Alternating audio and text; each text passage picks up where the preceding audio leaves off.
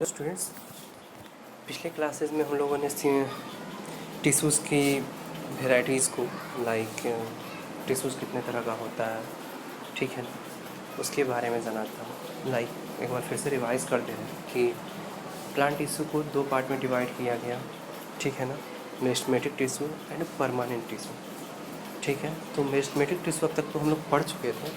आज पढ़ना था परमानेंट टिश्यू के बारे में कि परमानेंट टिश्यू क्या होता है और कैसे ये मेरिस्टेमेटिक टिश्यू से क्या है, डिफ़र है।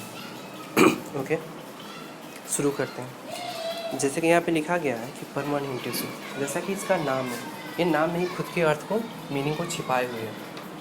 तो अगर परमानेंट टिश्यू को डिफ़ाइन करना हो तो ये बोला जा सकता है कि a type of a tissues which are loses their cell division capability, that is called क्या, परमानेंट टिश्यू। यानी कि वैसे टिश्यूज़ प्लांट सेल के जो डिवीज़न की कैपेबिलिटी को लूज़ कर चुके हैं, दैट मीन्स वो अब डिवीज़न नहीं कर सकते, उनका शेप, स्ट्रक्चर, साइज, फंक्शन सब का सब परमानेंट हो चुका है, ऐसे टिश्यूज़ को ही परमानेंट टिश्यू कहा गया, ठीक है। समझ में आया? तो फंक्शन के बेसिस पे, ओरिजिन के बेसिस पे परमानेंट टिश्यू को टू पार्ट्स में डिवाइड किया गया। First one is simple permanent tissue and second one is complex permanent tissue, ठीक है। सिंपल परमानेंट टिश्यू और सेकेंड वन इज क्या, कॉम्प्लेक्स परमानेंट टिश्यू। बारी बारी से इसको जानते हैं। सबसे पहले सिंपल परमानेंट टिश्यू से शुरू करते हैं। जैसे कि इसका नाम है simple permanent tissue, that means वैसे परमानेंट टिश्यू जो एक जैसे सेल्स से बने हुए हो, यानी कि इक्वल सेल्स से क्या हो, फॉर्म्ड हो। A type of a cells which is made up of same cells, that is called simple permanent tissue, ठीक है ना। सिंपल परमानेंट टिश्यू में उन्हीं सेल्स को कंसिडर किया गया, उन्हीं टिश्यूज़ को कंसिडर किया गया जो एक जैसे सेल्स से मिलकर बने हुए हैं। तो सिंपल परमानेंट टिश्यू को भी क्या किया गया, फंक्शन के बेसिस पे, उनके वर्क के बेसिस पे इसको सब डिवाइड किया गया चार अलग अलग ग्रुप्स में। First one is parenchyma, second one is क्लोरेन्काइमा, third one is sclerenchyma and fourth one is guard cells और एपिडर्मल टिश्यूज, ठीक है ना। बारी बारी से इसको जानते हैं कि पेरेन्काइमा क्या होता है। तो पेरेन्काइमा के लिए यहाँ पे लिखा गया है tissues provided the support to plants, they are loosely packed and has large intercellular space.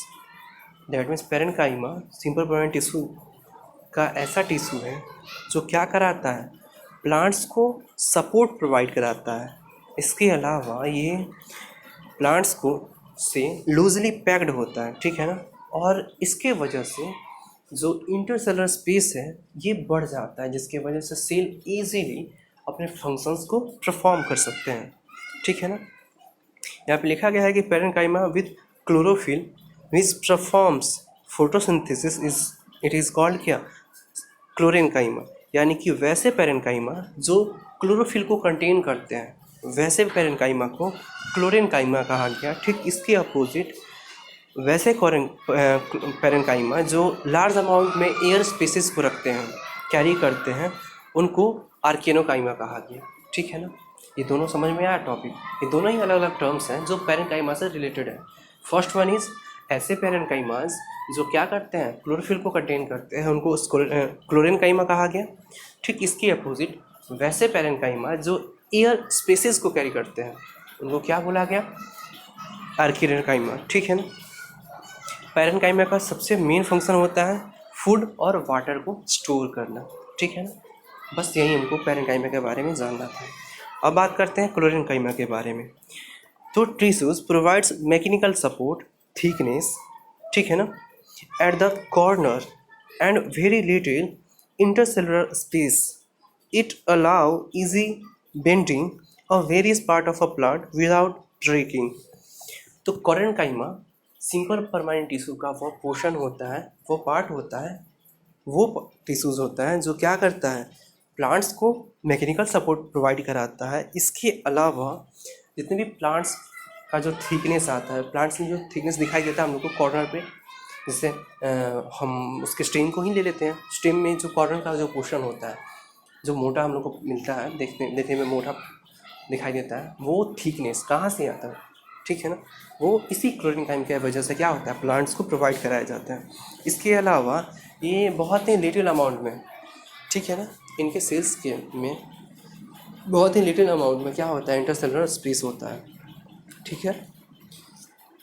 इसके अलावा ये इजीली प्लांट्स के अलग अलग पार्ट्स को बाइंड कर देते हैं बिना किसी ब्रेक के, ठीक है ना।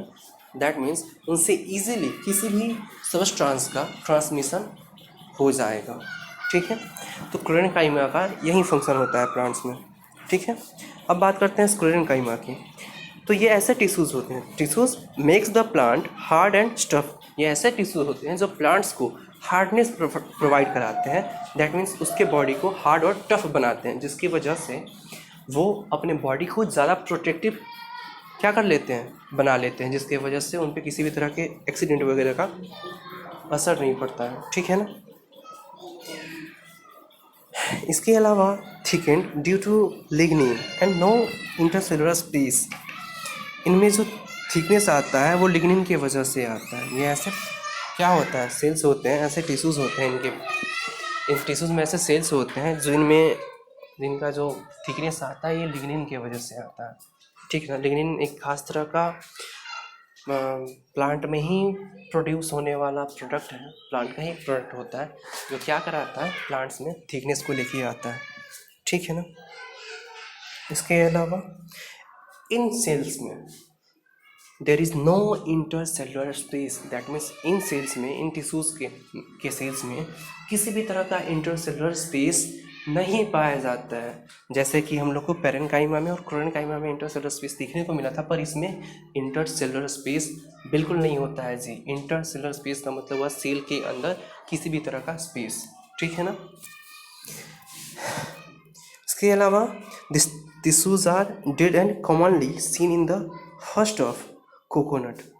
ये जो टिश्यूज़ होते हैं ये डेड होते हैं जी, इनमें किसी भी तरह का लाइफ नहीं होता, ठीक है ना। ये डेड टिश्यूज़ होते हैं, ठीक है। जो हमको इजीली अगर देखना है तो कोकोनट का जो बाहर का पोर्शन होता है ना जी, नारियल का जो बाहर का सरफेस होता है वो इसी का बना होता है, स्क्लेरेन्काइमा से। समझ में आया अब आप लोगों को। अब बात कर लेते हैं कि गार्ड सेल्स और एपिडर्मल टिश्यूज़ क्या होते हैं, ठीक है ना। The tissues aids in protection and exchange of gases. ये दोनों ही टिश्यूज़ ये क्या करते हैं, किसी भी टिश्यू सेल्स, प्लांट के बॉडी को ये क्या कराते हैं, प्रोटेक्शन के साथ साथ गैसेस के एक्सचेंज में हेल्प करता है, ठीक है ना। Guard cells are kidney shaped in dicots. Guard cells जो होता है ये काइंडली का मतलब है, ठीक है ना, कि ये डाइकोट सीट्स में शेप्ड में कन्वर्ट हो जाता है। डाइकोट का मतलब हुआ कि ऐसा बॉडी पार्ट जिसको एक कट के द्वारा दो, डाई का मतलब दो ना, डाइकोट का मतलब दो अलग अलग पार्ट्स में डिवाइड किया जा सके, ठीक है ना। डम बेल शेप्ड।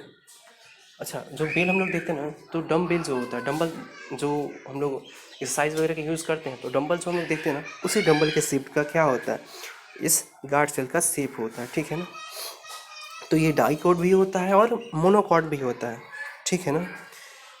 जो इजीली आप लोग को जब सेल्स पढ़ा रहे थे तो वहाँ पे इसके पहले शायद स्टोमाटा का जिक्र किए होंगे हम, अगर नहीं किए तो अभी बता दे रहे हैं कि किसी भी लिप्स के सरफेस पे, ठीक है ना, गैसेस के एक्सचेंज के लिए, ट्रांसपेरेशन के लिए प्लांट्स के लिप्स के सरफेस पे छोटे से पोर लाइक स्ट्रक्चर होते हैं जिनको स्टोमाटा कहा जाता है।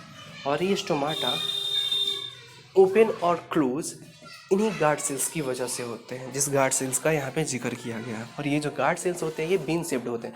जो सेम का दाना को दिखाई देखते हैं ना, सेम का दाना, तो सेम के दाना को, उसका जो सीड होता है, उसके बीज को जो देखते हैं ना, वो एक बीज एक गार्ड सेल के जैसा होता है। समझ में आ रहा है ना।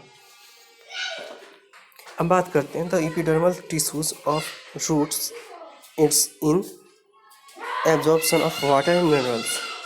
और जो एपिडर्मल टिश्यूज़ होता है ये कहाँ पाया जाता है, तो एपिडर्मल टिश्यू ज़्यादातर हमको रूट्स के सरफेस में देखने को मिलता है, जो क्या करता है, हमारे सोइल से वाटर को और मिनरल्स को क्या करता है, प्लांट के बॉडी के अंदर लेता है, एब्जॉर्ब करता है, जिसकी वजह से प्लांट्स अपने फूड यानी कि फोटोसिंथेसिस के प्रोसेस को परफॉर्म कर पाते हैं, ठीक है ना। इसके अलावा the epidermal tissues is desert plant has a thick waxen coating of chitin with waterproof quality the epidermal tissues from the several layer thick cork or the bark of the tree। जब हम लोग desert plants की बात करते हैं, ठीक है, जैसा कैक्टस वगैरह हो गया, इन प्लांट्स में भी क्या होता है कि एपिडर्मल सेल पाया जाता है, पर उन प्लांट्स में ये एपिडर्मल टिश्यूज यानी कि उसका जो रूट होता है वो काफ़ी थिक लेयर का होता है, ठीक है ना, जिस पे एक बहुत ही मोटा काइटिन का लेयर होता है, जिसकी वजह से प्लांट के बॉडी से वाटर का लूज कम हो पाए, जिसकी वजह से वो अपने फोटोसिंथेसिस के फंक्शन को परफॉर्म कर सकें। क्योंकि जैसा कि हम लोग जानते हैं कि डेजर्ट में तो इजीली पानी मिल नहीं पाता है, वाटर मिल नहीं पाता है, तो उन एरियाज़ में जहाँ पे वाटर बहुत ही क्या है सफिशिएंट अमाउंट में है, ठीक है ना, उन जगहों पे प्लांट्स कैसे खुद को ग्रो अप कर पाएंगे बिना वाटर के। तो ऐसे जगह ऐसे इन्वायरमेंट के बेसिस पे प्लांट्स के बॉडी के शेप में भी क्या होता है अलग अलग तरह के चेंजेस आते हैं। जैसे यहीं पे हम लोग देख रहे हैं कि जो एपिडर्मल सेल होता है इसका काम क्या होता है, ऐसे रूट से वाटर और मिनरल्स को ऑब्जर्व करना। बट जब डेजर्ट वाले अगर प्लेसेस में अगर ऐसा कुछ हो तो जहाँ पे वाटर नहीं मिल रहा है, मिनरल्स नहीं मिल रहा है, और चूँकि हम लोग जानते हैं कि प्लांट्स भी क्या करता है ट्रांसपिरेशन करता है, जिसके ज़रिए उसके बॉडी से वाटर काफ़ी तेज़ी से लूज़ होता है। प्लांट जितना वाटर ऑब्जर्व करता है उसका 90% पार्ट क्या हो जाता है उसके बॉडी से लूज़ कर जाता है, ठीक है। और अगर जब हम लोग डेजर्ट की बात करते हैं उन जगहों पे तो एक तो ऑलरेडी पानी मिल नहीं पाता, ठीक है ना, और उतने ही पानी में प्लांट्स को अपने खुद के बॉडी को ग्रो अप भी करना है, ठीक है ना। तो उस सिचुएशन में क्या होता है कि उनका जो एपिडर्मल सेल होता है, टिश्यू होता है, ये अपने बॉडी के बाहर एक थिक लेयर बना लेता है काइटिन का, जिसके वजह से ट्रांसपेरेशन के दौरान इनकी बॉडी से वाटर का जो लूज हो बहुत ही मिनिमम अमाउंट में हो, ठीक है ना। तो एपिडर्मल टिश्यूज़ का काफ़ी ही मेन फंक्शन होता है किसी भी प्लांट के बॉडी में, ठीक है ना। ये समझ में आया आप लोग? बस अब इसके बाद बात करते हैं दूसरे टाइप के परमानेंट टिश्यू के बारे में, जिसको कॉम्प्लेक्स परमानेंट टिश्यू कहा गया, ठीक है ना।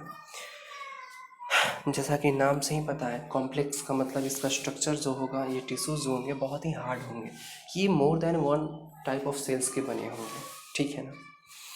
तो type of a permanent tissue which is made up of one और मोर देन वन, ठीक है ना, type of permanent tissues that is called क्या, कॉम्प्लेक्स परमानेंट टिश्यू। वैसे परमानेंट टिश्यू जो एक और एक से ज़्यादा, ठीक है ना, एक और एक से ज़्यादा टाइप ऑफ परमानेंट टिश्यू से क्या हो फॉर्म्ड हो, बने हो, उनको क्या कहा गया, कॉम्प्लेक्स परमानेंट टिश्यू कहा गया, ठीक है ना। यहाँ पे जैसा कि दिया गया है कि the complex tissues are made of more than one type of cells, ठीक है ना, इजीली यहाँ पे भी डिफाइन किया गया है। All this cells coordinate to perform a common function, these are subdivided as, ये जितने भी अलग अलग तरह के सेल्स होते हैं इन सभी सेल्स का फंक्शन बस एक ही होता है, ठीक है ना। तो बेसिकली कॉम्प्लेक्स परमानेंट टिश्यू को टू पार्ट्स में डिवाइड किया गया, first one is xylem and second one is phloem. शायद इसके बारे में तो आप लोगों को पहले से पता होगा, ठीक है ना, इन दोनों नाम को आप लोगों ने पहले भी सुना होगा जाइलम और फ्लोएम के बारे में कि ये क्या होता है और कैसे परफॉर्म करते हैं फंक्शंस को।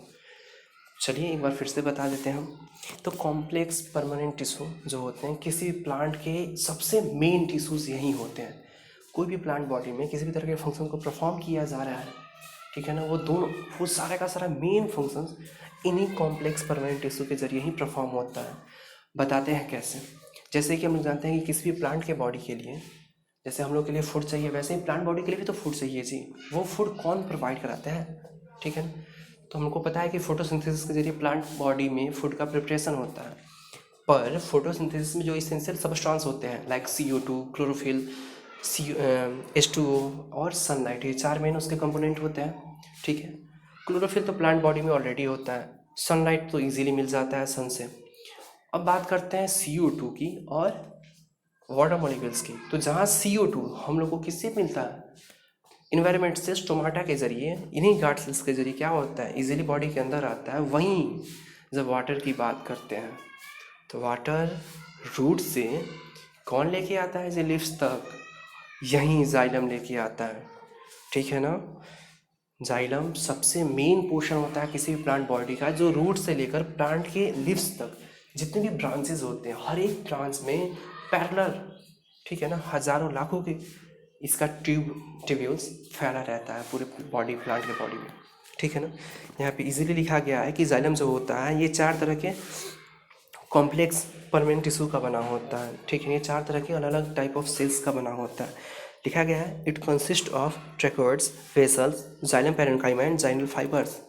The cells has thick walled. ये जो जाइलम होता है ये 4 तरह के अलग अलग सेल्स का बना होता है। कौन कौन सा? Tracheids, vessels, xylem parenchyma and xylem fibres, ठीक है ना। दिस सेल्स है थिक वॉल। इनका जो वॉल होता है काफ़ी थिक होता है, ठीक है ना। अगर थिक नहीं रहे तो ये वाटर मॉलिक्यूल्स को रूट से लिव्स तक इजीली नहीं ले जा पाएंगे, ठीक है ना। एक और चीज़ यहाँ पे बता दें कि जाइलम जो टिश्यू होता है ये प्लांट बॉडी का डेड टिश्यू होता है। जो जाइलम टिश्यू होता है ये प्लांट बॉडी का डेड टिश्यू होता है, ये हमेशा याद रखिएगा। अब जानते हैं इसका फंक्शन क्या है। तो it helps in the conduction of water and minerals. Of course not, ये इसका एक ही काम होता है, प्लांट के होल बॉडी में वाटर और मिनरल्स का क्या करना, ट्रांसमिशन करना, ठीक है ना, कंडक्शन करना। अब बात करते हैं फ्लोएम, ठीक है ना। फूड तो बन गया वाटर के जाने के बाद। अब उस फूड को प्लांट के होल बॉडी में डिस्ट्रीब्यूट करने का काम सिर्फ और सिर्फ एक टिश्यू परफॉर्म करता है। उस टिश्यू का नाम फ्लोएम होता है। समझ में आया ना। प्लांट के होल बॉडी में फूड को डिस्ट्रीब्यूट करने का काम सिर्फ और सिर्फ एक टिश्यू करता है जिसका नाम फ्लोएम होता है, ठीक है ना। तो इसलिए यहाँ पे लिखा गया है फ्लोएम। ये भी क्या होता है, 4 अलग अलग तरह के सेल्स से मिलकर बना होता है। जैसे it consist of sieveless tubules, companion cells, phloem parenchyma and phloem fibre. जहाँ पे देखने को हम लोग को मिला था कि जहाँ जाइलम डेड टिश्यू होता है वहीं इसका ठीक अपोजिट, ठीक है ना, फ्लोएम क्या होता है तुम्हारा, लिविंग टिश्यू होता है, ठीक है ना। दैट मीन्स इसके जो सेल्स होते हैं वो लिविंग होते हैं, ठीक है, सिर्फ एक फ्लोएम फाइबर को छोड़ के। अब बात करते हैं इसके फंक्शन के बारे में। तो of course not, phloem transports food material to other parts of the plant body. समझ में आया ना कि फ्लोएम का बस एक ही काम होता है, जो फूड पार्टिकल्स प्लांट के बॉडी में फोटोसिंथेसिस के जरिए परफॉर्म हो चुके थे, बन चुके थे, उन सभी फूड पार्टिकल्स को प्लांट के होल बॉडी में डिस्ट्रीब्यूट करने का काम बस एक ही सेल्स का होता है, एक ही टिश्यूज़ का होता है। उसको क्या कहा गया, फ्लोएम कहा गया। देन आज के क्लास के लिए बस इतना ही। कल हम लोग एनुअल टिश्यूज़ के बारे में डिस्कस करेंगे। Okay, bye.